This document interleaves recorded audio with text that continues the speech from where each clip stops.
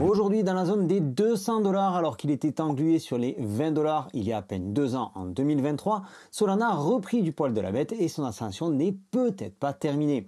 Il y a eu quelques news très intéressantes sur Solana. Après la vague Memecoin qui a fait exploser le sol, il se pourrait bien qu'on arrive sur une nouvelle vague haussière bien plus solide cette fois. On a eu les ETF sur Bitcoin en janvier 2024, puis les ETF sur Ethereum en août 2024, puis on a désormais les ETF Ether avec staking, c'est-à-dire avec rentabilité depuis maintenant quelques semaines, et puis on a quantité d'autres ETF qui attendent validation.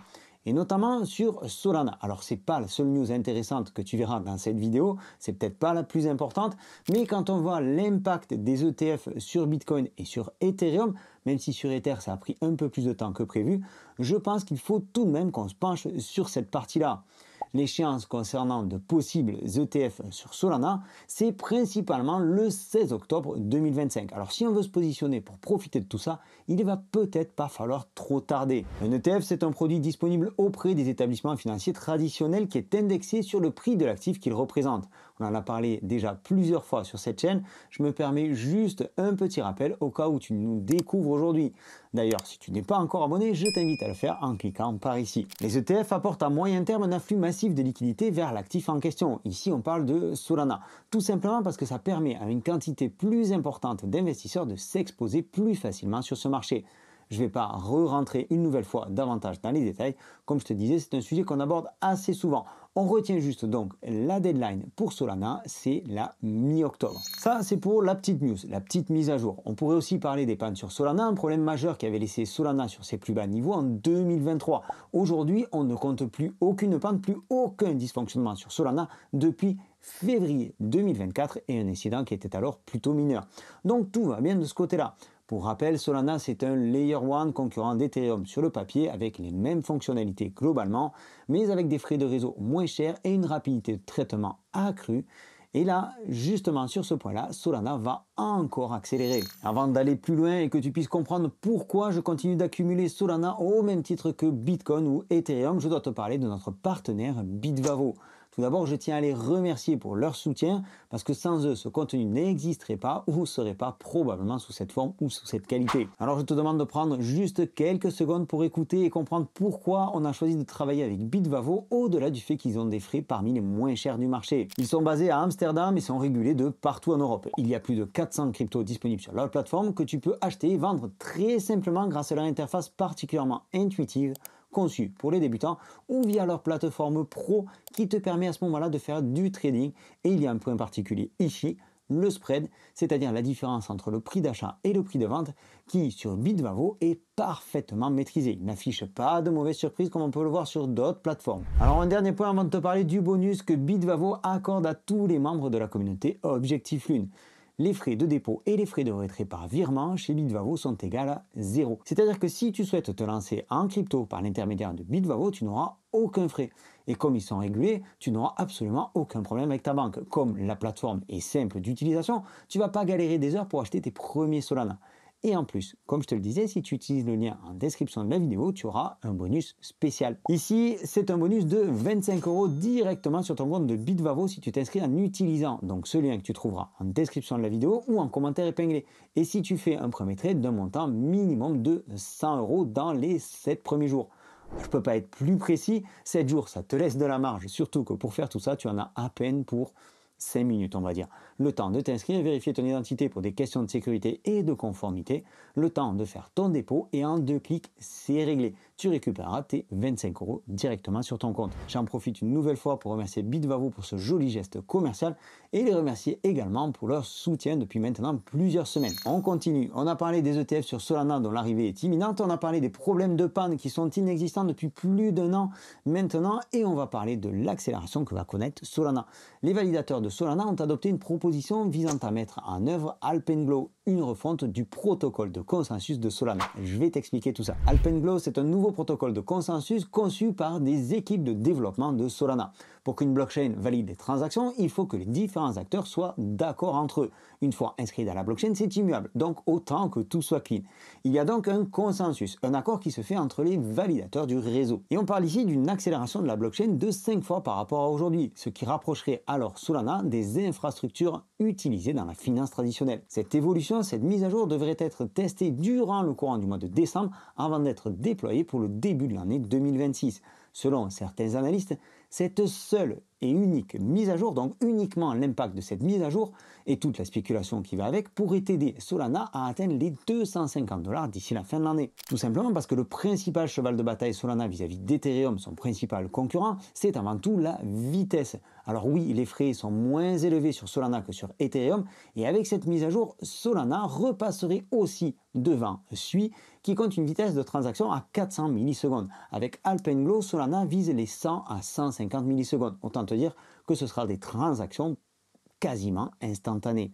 Solana deviendrait alors le layer 1 le plus rapide du marché crypto. Et c'est bien ça qui est important dans cette mise à jour, parce que ça ouvrirait de nouvelles portes, de nouveaux cas d'utilisation pour Solana, dans la finance traditionnelle, comme je te le disais, au-delà des limites d'usage actuelles, qui sont notamment le gaming ou le trading. Et puis il y a encore deux évolutions intéressantes qui ne sont pas techniques mais qui méritent d'être évoquées avant de nous pencher brièvement sur l'analyse graphique.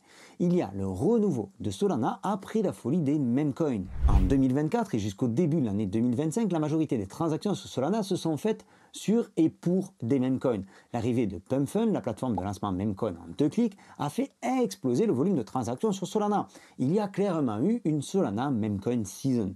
Seulement, comme à chaque fois, comme ça a été le cas en 2021 sur la Binance Smart Chain, ce type de narrative memecoin finit toujours par s'essouffler et il reste alors un peu comme une cicatrice un petit peu tenace. Solana était donc considéré comme la blockchain des memecoins pour ce bull run. Bon, ben ça c'est en train d'évoluer. PumpFund a lancé son token, Bonk a aussi lancé une plateforme de création de tokens, mais on n'a pas le même engouement qu'il y a un an. Et pour preuve, même PumpFund vient faire évoluer son offre, vient faire évoluer sa plateforme. Bon, on reste toujours dans l'univers du memecoin, ne rêvons pas, mais ce qui est plutôt intéressant à comprendre, c'est qu'avec le projet Ascend, PumpFund propose désormais aux équipes de memecoiners de reprendre certaines cryptos, certaines memecoins plus facilement. On appelle ça un CTO, un Community Takeover, c'est-à-dire que la communauté du memecoin en question reprend alors le contrôle du token et continue à le faire évoluer, continue à créer l'histoire. En soi, comme je te le disais, on reste toujours dans le dégène, on reste toujours dans le même coin. Seulement, voilà, une des principales problématiques que l'on avait sur Solana et sur ce type de blockchain, sur ce type de narrative, c'est qu'on avait beaucoup trop de meme coins qui sortaient chaque jour, voire même chaque minute de toutes ces plateformes. Et en donnant la possibilité de reprendre et de refaire vivre les meilleurs projets, on devrait alors limiter la dilution des capitaux dans toutes ces cryptos, dans tous ces meme coins. Et en fait, ce qui pourrait se passer à ce niveau-là, c'est qu'on pourrait avoir donc une offre de meme coins qui serait réduite à des meme coins qui sont un petit peu plus qualitatifs. Alors oui, ça n'aura certainement pas un impact direct sur le cours du Solana à court terme. Mais ce qui est intéressant de noter, ce qui est intéressant de comprendre, c'est le changement de politique de ces plateformes de lancement de tokens. On ne lance plus à tour de bras comme il y a un an, on essaye, je dis bien on essaye de limiter les lancements et on essaye de revenir sur des projets plus qualitatifs, même si on parle de meme coin. Ce que je vois ici, c'est des efforts sur Solana pour se détacher de cette image blockchain en meme coin. Et ça, c'est important pour la suite. Si j'en crois l'évolution du BNB depuis 2021, qui était alors à l'époque qualifié de blockchain à shitcoin et aujourd'hui qui s'est totalement détaché de cette image-là, je me dis que Solana présente désormais un nouveau potentiel. Et ça rejoint une autre évolution beaucoup plus pertinente, bien qu'elle y soit liée. L'arrivée des Treasury Companies sur Solana. Michael Saylor a ouvert la voie depuis plusieurs années en coffrant du Bitcoin dans les caisses de sa société, et on a vu d'autres boîtes faire pareil avec Bitcoin, puis avec Ethereum, et maintenant on voit de nouvelles entités ajouter Solana à leur trésorerie, et ce depuis quelques semaines. Et comme je te le disais, c'est peut-être aussi lié à l'image de Solana. Si Solana se détache petit à petit de cette image de blockchain pour les meme coins, alors peut-être que les institutionnels s'intéresseront davantage à Solana. Et si l'on sent que ce phénomène des treasury companies en Solana s'accélère, c'est parce qu'on a par exemple, entre autres, Pantera Capital qui veut lancer une Solana Company pour détenir du Solana en tant qu'actif de trésorerie d'entreprise. Et pour cela, ils veulent lever 1,5 milliard de dollars. Selon CoinGecko, on a seulement aujourd'hui 5 Solana Treasury Company qui sont répertoriés. Et Upexi, qui possède le plus de capital en Solana, ne représente que 0,37% de la supply pour un montant total de 420 millions de dollars. On est bien loin, on est très loin des 1,25 milliard que Pantera veut investir sur Solana. Et la semaine dernière, c'est l'action Sharks qui explosait de 5% après avoir annoncé l'achat de Solana pour 400 millions de dollars. La finance traditionnelle, les institutionnels, les gros portefeuilles s'intéressent donc désormais à Solana comme un actif numérique important, intéressant, au même titre que Ethereum. Un graphique rapidement, un graphique qui montre la confiance des investisseurs envers une crypto. La valeur totale verrouillée de Solana, la TVL, qui atteint de nouveaux sommets. Il s'agit du nombre de Solana qui est actuellement en staking, notamment dans l'objectif de participer à la sécurisation et à la validation des transactions sur la blockchain. Plus la TVL est élevée, moins il y a de Solana en circulation, ce qui mécaniquement influe aussi sur le prix du Solana via le principe de l'offre et de la demande. C'est un bon point. Mais ce qu'il faut comprendre, c'est qu'une TVL comme celle-ci montre surtout une grande confiance des investisseurs. Ils laissent leurs actifs à disposition de la blockchain, ils ont certes des rentabilités, mais surtout ils savent qu'ils ont le temps pour déverrouiller leurs assets. Il faut parfois plusieurs jours avant de récupérer ces Solana dans son wallet quand on les verrouille comme ça. Donc quand la TVL est haute comme on le voit aujourd'hui, on sent bien, on ressent très bien la confiance des investisseurs. Pour information, on en a parlé dans cette vidéo, il y a une longue file d'attente d'Ethereum qui attend d'être déverrouillée. Alors on se retrouve sur le graphique du Solana face à l'Ethereum, histoire de voir si le Solana présente un potentiel plus intéressant que son principal concurrent, c'est-à-dire Ethereum.